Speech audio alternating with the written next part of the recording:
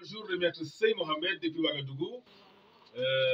En effet, depuis hier, le salon international de l'artisanat africain est fini. Et c'est pour 2 ans encore, je pense que c'est 2 ans, non? C'est chaque 2 ans, quoi. Alors là, je suis avec quelques apprenants qui ont eu la possibilité d'aller visiter et regarder. Et j'ai demandé à chacune d'eux c'est quoi l'artisanat, mais apparemment il y a un petit souci là-bas.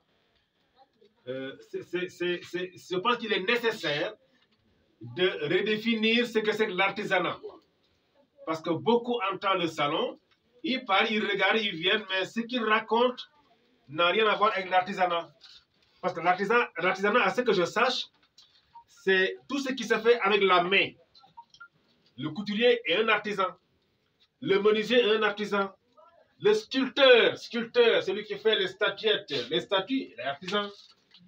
Le bijoutier, les bijoux qu'on... Voilà, tout ce qui se fait à la main, c'est des artisans. Mais ce que vous avez vu là-bas, en tout cas, ce que vous m'avez raconté là, ça n'a rien à voir avec l'artisanat. Vous m'avez parlé des jacuzzi, vous m'avez parlé des balançoires, des barbapapa.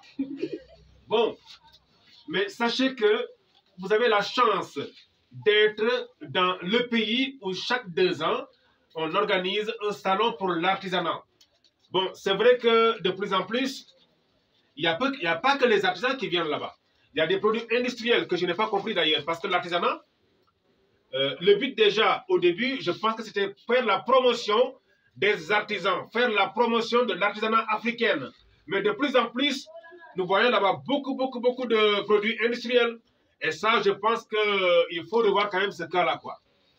Mais la chance que vous avez, vous, c'est que chaque année, chaque 2 ans, les gens prennent l'avion, les gens prennent des bus et viennent de très loin pour participer et regarder.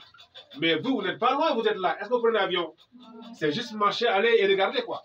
Donc ça, c'est une chance. L'autre avantage, c'est que vous pouvez voir qu'est-ce que les autres pays ont amené comme produit à exposer. Ça vous permet de vous inspirer et de savoir en même temps le niveau de travail des autres pays. Vous avez vu les habits de la Côte d'Ivoire, du Sénégal, vous avez vu du Ghana, du Togo et pas mal d'autres pays. Et là, c'est important, ces genres de manifestations, ça vous permet de voir ce que les autres ont amené. Et du coup, ça vous donne de l'inspiration. Donc ça, c'est deuxième chance comme ça. Troisième chance là, c'est quand l'État organise ces genres d'événements, c'est pour permettre aux citoyens du pays de gagner de l'argent. Vous avez vu que toute la semaine, il y avait beaucoup de vendeurs d'eau, des vendeurs d'arachides, des brochettes. Tu peux même rentrer là-bas, faire toute la journée sans sortir parce qu'il y avait à manger, à boire. C'est ça, non? Bon, peut-être ce qui manque, c'est faire des toilettes mobiles. Pour les gens qui veulent pisser, aller aux toilettes et puis aller faire leurs besoins, quoi. Ça, peut-être c'est des choses qu'il faut revoir, mais globalement, quand même, c'est intéressant d'avoir ces genres de manifestations dans une ville, dans un pays. Et les hôtels sont remplis parce qu'il y avait beaucoup d'étrangers. Les hôtels, quand on parle d'hôtel qui est rempli, c'est qu'il y a de l'argent. Est-ce que vous comprenez un peu? Donc, même les vendeuses, parce que j'ai constaté que tout autour du CIAO, là, du site, là, il y avait beaucoup de gens qui vendaient enfin, plein de choses, quoi. Donc, sur le plan économique, ça rapporte beaucoup d'argent au Burkina Faso.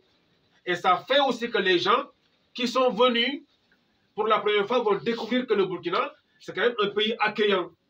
Bon, malgré ce qu'on dise qu'il y a l'insécurité, qu'il y a le terrorisme, d'accord, tout ça, il y en a. Mais n'empêche quand même, le CIAO a permis de beaucoup de gens de savoir que ah, ça va un peu, on tient le coup et les choses avancent, quoi. Est-ce que vous comprenez un peu? Donc, retenez comme quoi que l'artisanat, tu m'as dit la culture, c'est ça? Qui d'autre a dit la culture? C'est toi?